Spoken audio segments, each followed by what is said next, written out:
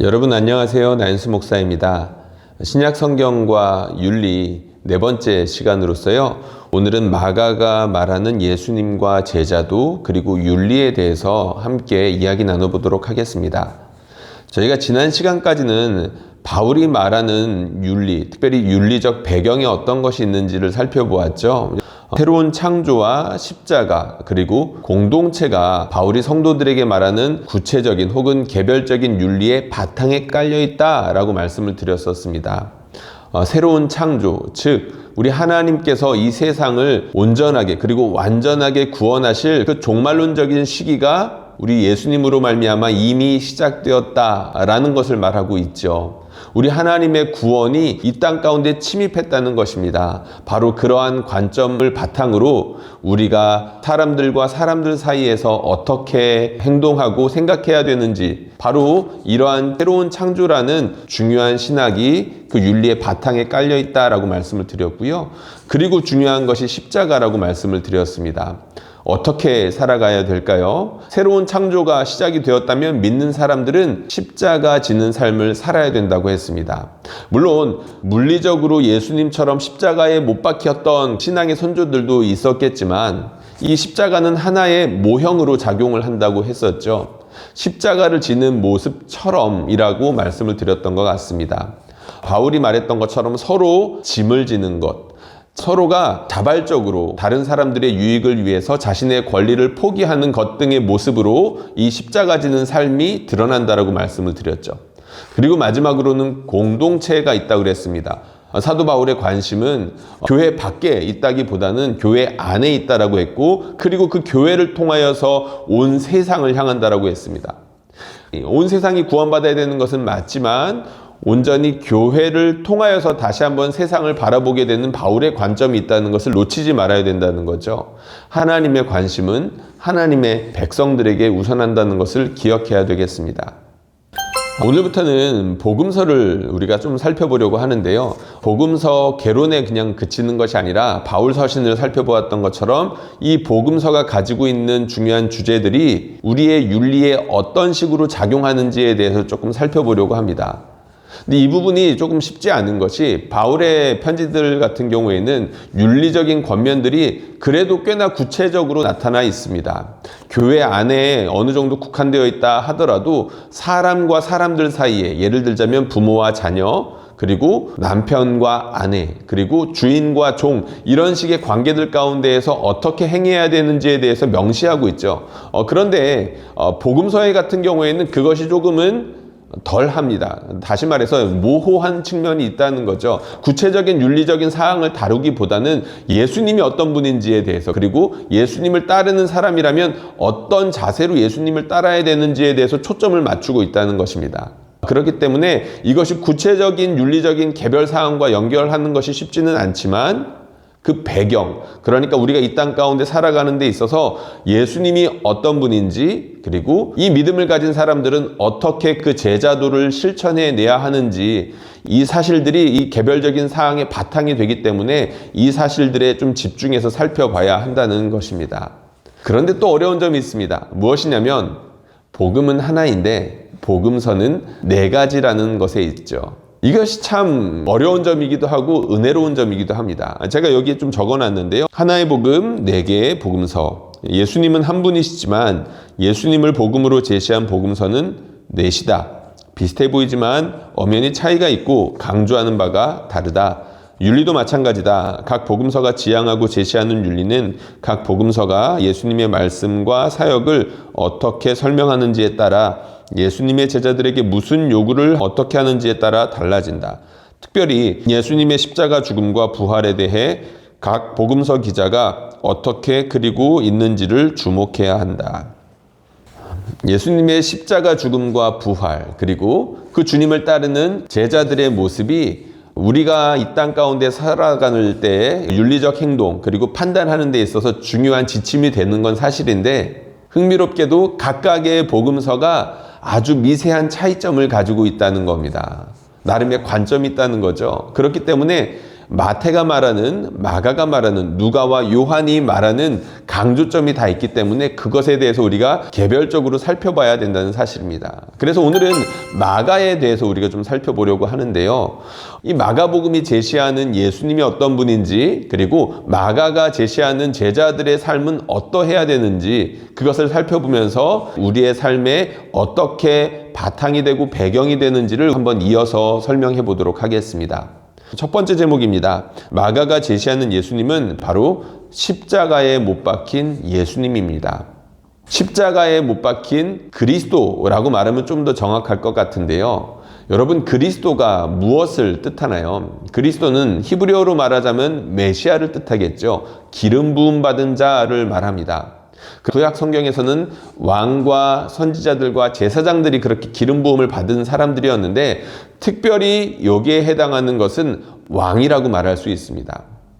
이스라엘 백성들이 메시아를 기다렸다라는 것은 선지자를 기다리고 제사장을 기다렸다는 말보다는 왕을 기다렸다는 것을 의미하기 때문입니다. 자신들이 외세의 억압 가운데, 그리고 내부적으로는 부패한 세력들 가운데에서 신음하고 있는 그런 세상 가운데에서 하나님께서 한 메시아를 보내주셔서 깨끗하게 하시고 구원해 주신다라는 그 소망, 갈망함을 가지고 있었다는 거죠. 그런 차원에서 확실히 메시아는 하나의 지도자, 특별히 왕을 가리키고 있다는 것을 기억해야 됩니다. 근데 마가복음이 제시하는 예수님 어떤 분이라고요? 십자가에 달리신 예수님, 십자가에 달리신 그리스도라는 것입니다. 왕이 십자가에 달리셨다라는 거죠. 바로 이 부분에 대해서 우리가 좀 살펴보겠습니다. 첫 번째 소제목인데요. 간결하면서도 긴박한 마가복음이라고 제가 써놓았습니다. 마가복음은 긴박합니다.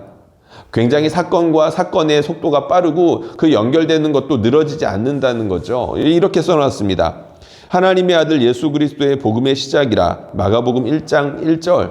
여러분, 다른 복음서들 시작하는 그 서문들을 기억하실 겁니다. 마태복음은 족보가 길게 나와 있고요. 누가복음의 경우에는 그 족보가 아담에게까지 이어지죠. 그리고 요한복음의 경우는 어떻습니까? 그 서문이 아담을 넘어서 태초로 이어지고 있습니다.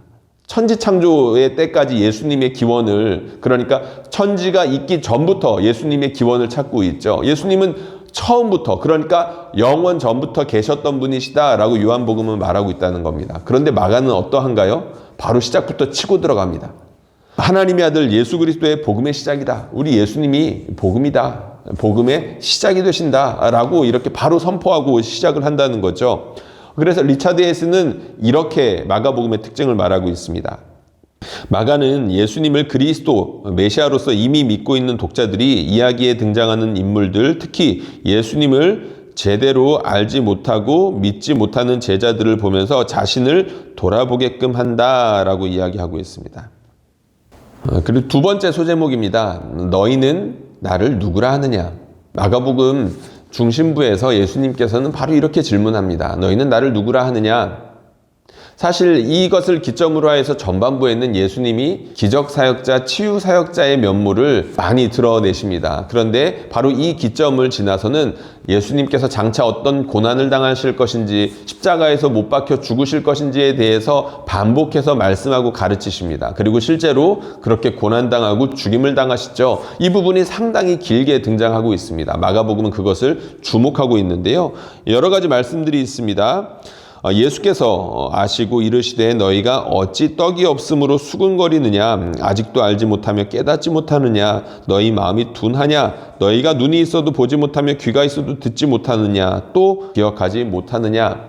놀랍게도 예수님께서 기적을 베푸시고 치유를 베푸심에도 불구하고 바로 그 옆에 있었던 제자들은 여전히 우리 예수님을 참된 왕, 하나님께서 보내신 하나님의 아들 예수 그리스도라는 것을 깨닫지 못하고 있습니다.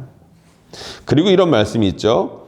또 물으시되 너희는 나를 누구라 하느냐? 베드로가 대답하여 이르되 주는 그리스도시니이다 하매 이에 자기의 일을 아무에게도 말하지 말라 경고하시고 인자가 많은 고난을 받고 장로들과 대제사장들과 서기관들에게 버림받아 죽임을 당하고 사흘 만에 살아나야 할 것을 비로소 그들에게 가르치시되.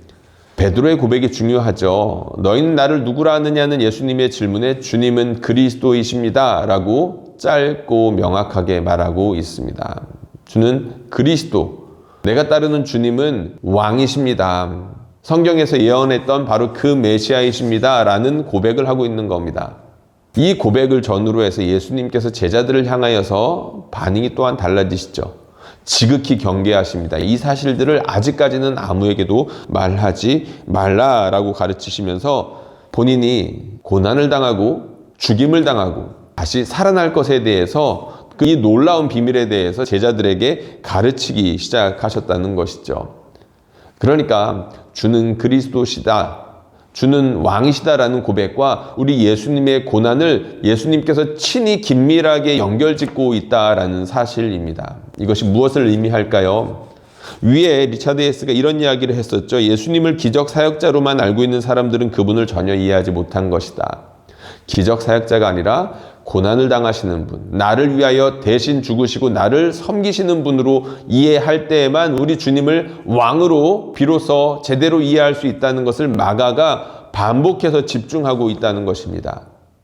그리고 세 번째 소제목입니다. 십자가에 못 박힌 그리스도, 바로 이 부분인데요. 말씀이 이런 내용이 있죠. 빌라도가 묻되 내가 유대인의 왕이냐? 예수께서 대답하여 이르시되 내 말이 옳도다 하시매. 마가복음 15장 2절 말씀이었고요. 예수를 향하여 섰던 백부장이 그렇게 숨지심을 보고 이르되 이 사람은 진실로 하나님의 아들이었도다. 마가복음에는 예수님께서 끊임없이 자신이 메시아라는 사실을 행동으로는 보이시지만 말씀으로는 지극히 경계하십니다. 심지어 귀신들의 입까지도 닫으려고 하시죠. 귀신들이 당신은 하나님의 아들입니다, 메시아이십니다 라고 이렇게 고백을 하는데, 아니 그렇게 소리를 치는 그 장면 가운데서 예수님은 그걸 허락하지 않으십니다. 조용하라 그러시죠. 심지어 제자들에게조차 주는 그리스도이십니다 라고 제대로 고백했던 베드로에게조차 쉿 하셨습니다. 그런데 놀랍게도 예수님께서 스스로를 유대인의 왕으로서 드러내는 첫 번째 장면이 바로 이 장면, 빌라도에게 신문을 받는 장면에서 등장을 하는 것입니다. 그것이 바로 법정이라는 배경 가운데에서 이루어지고 있다는 것도 굉장히 흥미로운데요. 예수님께서 진실을 증언하고 계신 거죠. 자신이 누구라고 하십니까? 유대인의 왕이라고 묻는 질문에 네 말이 옳도다 라고 하셨죠. 우리 예수님께서는 십자가에 못 박히시는 바로 그 순간 가운데 자신이 왕이라는 것을 드러내셨습니다. 그리고 흥미롭게도 실제로 예수님께서 십자가에 못 박혀 죽으셨을 때 바로 그 옆에 있던 이방인 백부장이 뭐라고 고백했습니까? 이 사람은 진실로 하나님의 아들이었도다. 예수님께서 십자가에 못 박히시는 순간 제자들도 아니고 저 멀리 오히려 심판에 가장 가깝다라고 생각했던 이방인들, 그 중에서도 로마의 백부장, 이 사람이 우리 예수님을 하나님의 아들로 고백하는 일이 일어났습니다. 여러분, 당시 로마에서 하나님의 아들은 누구였습니까? 로마의 황제였었습니다. 그들은 스스로를 그렇게 불렀고 사람들에게 그렇게 부르라고 강요하고 있었죠. 그런데 이 로마의 백부장이 그 고백에 반하는 이야기를 하고 있는 것입니다. 주변에 있는 다른 사람들이 그것을 들었다라고 한다면 굉장히 위험해질 수 있는 그런 신앙 고백적인 표현을 하고 있었다는 거죠. 게다가 십자가에서 저주받은 모습으로 달려있는 예수님을 향해서 하나님의 아들이었도다. 마가가 이렇게 주목하고 있는 이유가 있다는 겁니다. 리차드 헤스는 이렇게 표현하고 있습니다. 마가는 예수님께서 십자가에 달린 존재로 알려질 때만 하나님의 아들로 인식될 수 있음을 보여준다. 마가가 집중하고 있고 드러내고 있는 장면이 바로 이 부분이라는 건데요. 우리 예수님 십자가에 달리셨을 때에만 비로소 참된 왕으로서의 가치를 드러내고 계신다. 일부러 그렇게 하고 계신다라는 겁니다. 마가가 주목하고 있는 중요한 두 번째 주제는 바로 제자도입니다. 십자가에 달리신 예수님을 믿는 사람들이라면 어떻게 살아야 하는가?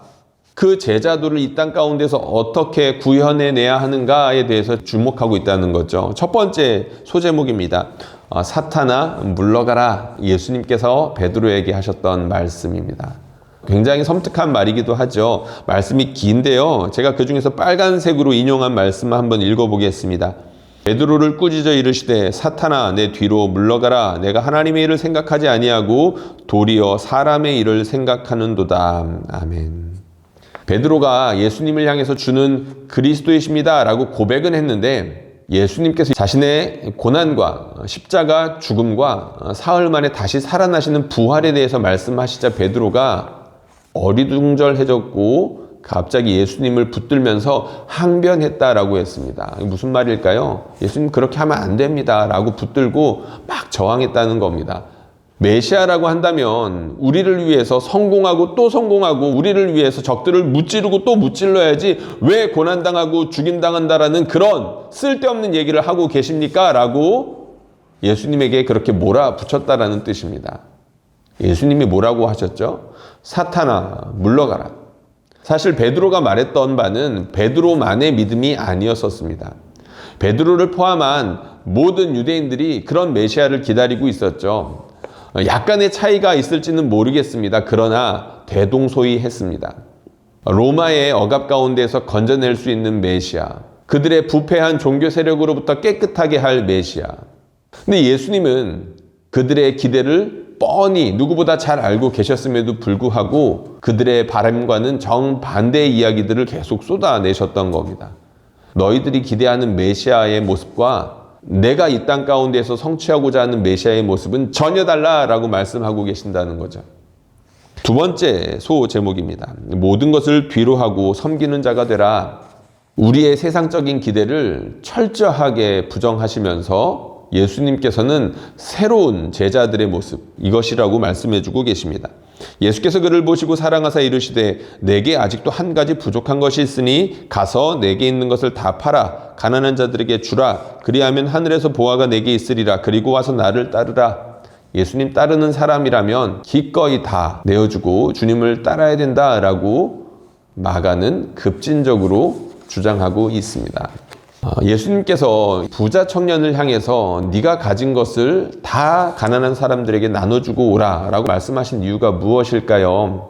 이 부분은 다른 강의에서도 이야기했던 적이 있는 것 같은데 이 방법이 아니면 이 청년이 구원받을 수 있는 방법이 도무지 없었기 때문입니다. 이 청년은 돈을 의지하면서 살았기 때문이라는 거죠. 이 사람이 의지하던 것에서 철저하게 분리되어서, 아니 결별하고 주님을 따를 것을 우리 주님께서 청년 살리기 위해서 일부러 그렇게 말씀하셨다는 것입니다. 돈뿐이겠습니까? 우리 주님보다 더 사랑하는 것이라면 철저하게 거기서 돌이켜야 된다라고 마가는 말하고 있는 것입니다. 그리고 다음 말씀입니다. 예수께서 불러다가 이르시되 이방인의 집권자들이 그들을 임의로 주관하고 그 고관들이 그들에게 권세를 부리는 줄을 너희가 알거니와 너희 중에는 그렇지 않을지니 너희 중에 누구든지 크고자 하는 자는 너희를 섬기는 자가 되고 너희 중에 누구든지 으뜸이 되고자 하는 자는 모든 사람의 종이 되어야 하리라. 인자가 온 곳은 섬김을 받으려 함이 아니라 도리어 섬기려 하고 자기 목숨을 많은 사람의 대속물로 주려 함이다. 아멘. 너희 중에는 그렇지 아니하다. 예수님께서 분명 예수님을 믿는 사람들, 자기를 따르는 제자들은 세상이 추구하는 모습과 절대로 달라야 된다라고 말씀하고 계십니다.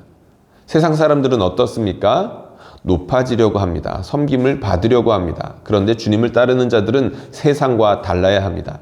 아까 전에 부자 청년이 자신의 것들을 다 버리고 세상이 추구하는 그 돈을 뒤로 하고서 주님을 따라라 라고 말씀하셨던 것과 같은 맥락이라고 할 수 있겠죠. 세상 사람들은 물질을 추구하고 높아지려는 명예를 추구하지만 너희들은 그렇게 안 된다라는 겁니다. 주님을 따르는 자들은 그런 모습과 양립할 수 없다라는 것을 보여주고 있다는 거죠. 세 번째 소제목입니다. 사람은 할 수 없으나 하나님은 하신다. 이게 무슨 말씀일까요? 세상 사람들 돈을 추구하잖아요. 세상 사람들 명예를 추구하잖아요. 여기서 자유로울 수 있는 사람이 누가 있겠습니까? 과연 누가 세상과 결별하여서 주님을 따를 수 있겠습니까? 라는 것이 바로 제자들의 한탄이었었습니다. 그런데 예수님께서 이렇게 말씀하신 것입니다. 닭이 곧 두 번째 울더라. 이에 베드로가 예수께서 자기에게 하신 말씀 곧 닭이 두 번 울기 전에 내가 세 번 나를 부인하리라 하심이 기억되어 그 일을 생각하고 울었더라. 베드로가 실패하는 장면을 보여주죠. 실제로 제자들이 스스로 한탄했던 것처럼 누가 이 일들을 감당할 수 있겠습니까? 라고 고백했던 것처럼 제자들은 실패했습니다. 인간적인 모습으로는 주님을 따를 수 없다. 두 번째 이런 말씀이 있습니다. 제자들이 매우 놀라 서로 말하되 그런즉 누가 구원을 얻을 수 있는가 하니 예수께서 그들을 보시며 이르시되 사람으로는 할 수 없으되 하나님으로는 그렇지 아니하니 하나님으로서는 다 하실 수 있느니라. 아멘. 사람의 입장에서 보았을 때는 돈도 다 버리고 명예도 다 버리고 주님을 쫓는 것이 불가능해 보이지만 우리 주님은 그것이 가능하다라고 말씀하고 있습니다. 물론 우리의 능력이 아니라 하나님께서 은혜 주시면 성령의 능력으로 제자도의 삶이 가능하다라고 분명하게 말씀을 하셨다는 거죠. 이렇게 또 말씀하셨습니다. 시험에 들지 않게 깨어 기도하라. 마음에는 원이로되 육신이 약하도다. 다시 한번 말씀하시죠. 육신은 약합니다. 그러나 깨어 기도하면 가능합니다. 사람들이 너희를 끌어다가 넘겨줄 때 무슨 말을 할까? 미리 염려하지 말고 무엇이든지 그때에 너희에게 주시는 그 말을 하라. 말하는 이는 너희가 아니요 성령이시라. 성령께서 도와주신다라고 분명히 말씀하고 계시죠. 그리고 중요한 말씀입니다. 베세다의 이름에 사람들이 맹인한 사람을 데리고 예수께 나와 손대시기를 구하거늘 예수께서 맹인의 손을 붙잡으시고 마을 밖으로 데리고 나가사 눈에 침을 뱉으시며 그에게 안수하시고 무엇이 보이느냐 물으시니 쳐다보며 이르되 사람들이 보이나이다. 나무 같은 것들이 걸어가는 것을 보나이다 하거늘 이에 그 눈에 다시 안수하심에 그가 주목하여 보더니 나아서 모든 것을 밝히 보는지라. 아멘. 한 시각장애인을 고치시는 그런 장면입니다. 그런데 이 장면이 특별한 것은 2번에 걸쳐서 예수님께서 고쳐주고 계신다는 거죠. 일부러 그러셨다는 겁니다. 말씀 한마디면 모든 것들을 하실 수 있는 분이시지만 일부러 2번에 걸쳐서 이것이 보여주는 바가 있습니다. 그것이 무엇이냐면 바로 제자들의 모습이 이 시각장애인의 모습과 닮아 있다는 것을 보여주고 있는 것인데요. 이들은 분명히 은혜를 받아서 무엇인가를 보고 있습니다. 그런데 너무 희미해서 무슨 막대기가 움직이는 것처럼 희미한 것이 다닙니다 라고 하는 것과 다르지 않은 상태라는 거죠. 그런데 예수님께서 어떻게 하십니까? 불쌍히 여기시고 다시 고쳐주십니다. 바로 그때 비로소 보게 되는 것이죠. 예수님이 어떤 분이신지 비로소 보게 되는 일들이 있다는 겁니다. 그런데 예수님께서 친히 그 일들을 해주신다는 거죠. 세상 사람들과 같이 자신의 욕심을 버리지 못하고 높아지려고 하고 많이 가지려는 모습을 우리 예수님께서 불쌍히 여기시며 그런 상태로부터 벗어나 우리 주님을 온전히 따를 수 있도록 도와주신다는 것입니다. 몇 가지 제가 마가가 주목하고 있는 주제에 대해서 여러분들에게 알려드렸는데요. 마가가 제시하는 예수님, 십자가에 못 박히시는 왕이십니다. 오직 십자가, 고난받으시는 예수님을 통해서만 그분이 우리의 왕이시고 우주의 왕이시라는 것들을 고백할 수 있다. 마가가 그렇게 이야기한다고 했죠. 두 번째는 바로 그 왕, 십자가에 못 박히신 왕을 따르는 사람들은 어떻게 살아야 됩니까? 예수님처럼 세상을 섬기는 자로서 모든 것들을 뒤로 하고 오직 주님을 따라야 한다라고 했습니다. 사람은 할 수 없지만 하나님께서 가능하게 하신다라고 말씀했습니다. 이 모든 것들이 우리가 살아가는 삶의 구체적인 현장에서 윤리적인 삶을 살 수 있는 원동력이 되고 바탕이 됩니다. 마가가 이야기했던 것들을 정리해서 다음에 몇 가지로 여러분들에게 제시했는데요. 첫 번째는 하나님께서 찢어 열어놓으신 세계, 마가가 주목하고 있는 바로 그 세계인데요. 이런 말씀이 있습니다. 곧 물에서 올라오실새 하늘이 갈라짐과 성령이 비둘기같이 자기에게 내려오심을 보시더니 예수님께서 세례 받으실 때 나타난 그 장면인 거죠. 하늘이 갈라졌을 때 어떤 일들이 일어났습니까?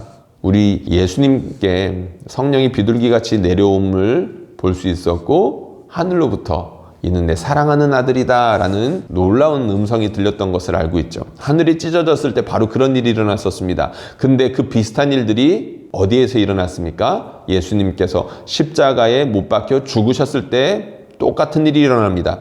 이에 성소 휘장이 위로부터 아래까지 찢어져 둘이 되니라. 아까 1장에서 보였던 하늘이 갈라짐이라는 단어와 마가복음 15장에 나오는 성소의 휘장이 찢어졌다라는 단어가 일부러 같은 단어를 쓰고 있습니다. 독자들을 주목시키고 있는 거죠. 예수님께서 세례 받으실 때 어떤 일이 있었는지를 다시 한번 예수님께서 죽으셨을 때를 통해서 생각나게 하는 것이고, 그리고 바로 이때 어떤 일들이 일어났는지 우리는 알고 있습니다. 바로 로마의 백부장이 예수님을 향하여서 똑같은 고백을 하고 있는 거죠. 이는 정녕 하나님의 아들이었도다. 예수님께서 세례 받으셨을 때 하늘로부터 들려왔던 그 음성이 백부장의 마음속 깊은 곳으로부터 터져 나왔다는 사실입니다. 예수님이 세례를 받으실 때 하늘이 찢어져 열리는 순간부터 예수님의 죽음에서 성전의 휘장이 둘로 갈라지는 순간까지, 이것은 하나님이 피조세계의 질서 속으로 강력하게 진입하여 들어오시는 이야기이다. 하늘이 왜 갈라지겠습니까? 성소가 왜 찢어졌겠습니까? 하나님께서 이 땅 가운데 침입하고 계신다. 예전에는 사람의 힘으로 하나님을 섬길 수 없었지만, 하나님의 백성답게 살아갈 수 없었지만, 이제는 하나님께서 그것을 주권적으로 자기 백성들이 그렇게 할 수 있게끔 도우시려고 이 땅 가운데 친히 오셨다는 것이죠. 두 번째, 뒤돌아볼 시간이 없다. 마가복음은 긴박하다라고 했죠. 때가 찼다. 모든 예언은 이 시간을 가리키며 모든 인간의 역사는 이 순간에 걸려 있다. 모든 일이 빠르게 일어나고 현재의 행위에 긴박감이 흐른다. 마가는 즉시라는 단어를 11회 이상 사용한다. 이것은 하나님의 숨가쁜 보폭을 보여준다. 우리가 하나님의 뜻대로 살아가야 하는데 그것이 느긋느긋하게 미뤄둘 성질의 것이 아니라는 겁니다. 하나님은 바쁘게 일하시고 계신다는 거죠. 하늘을 찢어놓고 성소의 휘장을 친히 찢으시기까지 급하시다는 겁니다. 세 번째입니다. 하나님의 개입과 뒤집혀진 현실. 권위와 특권을 지닌 사람들은 예수님과 그분의 메시지를 거부한다. 예수님의 제자들조차 예수님을 따르는 데 번번이 실패하고 배신한다. 그러나 외부인들, 특별히 당시 하층 계급에 속하거나 무시를 받던 사람들이 복음을 기쁘게 받아들인다. 나병 환자, 귀신 들린 자, 혈루증에 걸린 여인, 수로보니게 민족의 여인, 어린아이들, 소경 바디메오, 십자가 형장에 있었던 백부장, 이들이 믿음으로 예수님을 따르기 시작한 사람들이다. 먼저 된 자로서 나중되고 나중된 자로서 먼저 될 자가 많다.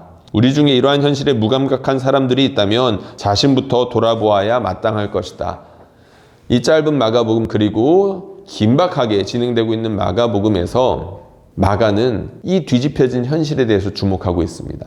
긴박하게 숨가쁘게 발걸음을 옮기고 계신 우리 주님을 통해서 어떤 일이 일어나고 있습니까? 먼저 된 자가 나중되고 나중되었던 자들이 먼저 되고 있는 일들이 일어나고 있습니다. 우리가 하나님의 뜻대로, 그러니까 윤리적인 삶을 살아가는 데 있어서 우리 하나님께서 행하시는 일들이 어떤 것인지를 우리가 진지하게 숙고해보지 않으면 안 되는 이유가 바로 여기 있겠죠. 세상에서는 돈이 많고 힘이 세고 겉으로 보기에 좋아 보이는 것들을 많이 가지고 있는 사람들이 계속해서 영광을 받습니다. 그런데 우리 주님께서 찢어놓으신 하나님의 세계 가운데에서는 결코 그렇지 않다는 것을, 그리고 하나님의 백성들이라면 이것을 염두에 두고 살아야 된다는 것을 의미하고 있겠죠. 그리고 네 번째입니다.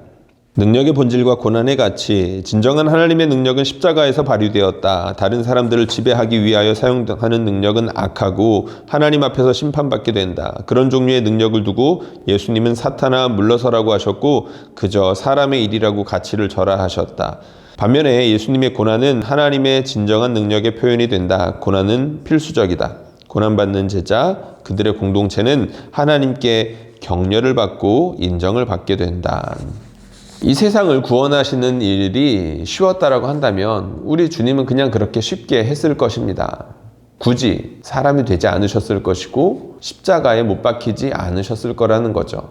그러나 하나님께서 하시고자 하는 일들은 고난을 필요로 했습니다. 아들이 그에 순종했고 그 아들을 따르는 자들 역시 고난을 감수할 것을 우리 주님은 처음부터 그렇게 강조하셨었습니다. 그런데 놀랍게도 이 고난을 통하여서 우리 주님의 능력이 스며들어 옵니다. 마지막입니다. 독자들에게 적극적인 반응을 요청한다. 마가는 독자들에게 말을 건네기를 즐겨한다. 아직도 깨닫지 못하느냐, 깨어있으라와 같은 말들이 대표적이다. 마가는 독자 스스로 십자가를 지고 자신의 삶에서 제자도를 실천하기를 촉구한다. 마가복음은 결코 방관자적인 태도로 접근해서는 이해할 수 없다. 이 복음서는 독자가 스스로 참여하여 자신을 희생하는 섬김으로 살아갈 때, 예수님을 그렇게 따를 때 비로소 바르게 읽을 수 있다. 제가 첫 시간에 이야기했던 것 같은데요. 깊은 순종은 깊은 믿음으로 이어지고 깊은 믿음은 깊은 순종, 급진적인 순종으로 다시금 선순환하게 되어 있다. 이런 말씀을 드렸었죠. 바로 그 말입니다. 마가가 제시하는 것은 독자들의 참여입니다. 그저 예수님을 머릿속으로 아는 것에서 그치는 것이 아니라 예수님의 고난에 참여하라고 초대하고 있다는 것이죠. 우리가 여전히 주님을 제대로 알지 못하고 있을 수 있으니 깨달아야 된다라고 끊임없이 우리를 질책하고 있으며, 질책하는 것에서 머무는 것이 아니라 주님의 고난에 참여했을 때 얻게 되는 놀라운 영광에 대해서 보여주고 있다는 것입니다.